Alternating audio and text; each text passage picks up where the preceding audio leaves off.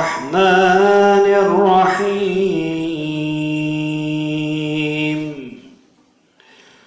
تبارك الذي جعل في السماء بروجا وجعل فيها سراجا وقمرا منيرا وهو الذي جعل الليل والنهار خلفة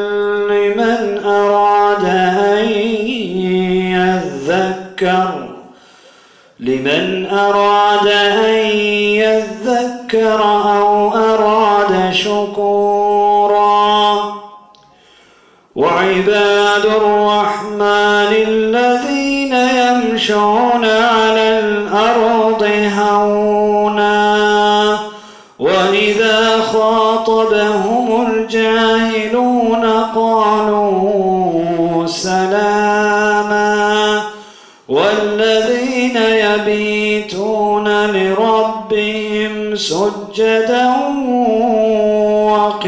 وقياما والذين يقولون ربنا اصرف عنا عذاب جهنم إن عذابها كان غراما إنها ساءت مستقرا ومقاما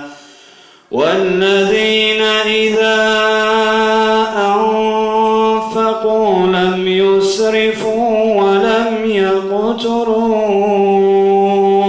وكان بين ذلك قواما صدق الله العظيم. سبحان ربك رب العزة عما يصفون وسلام على المرسلين والحمد لله رب العالمين.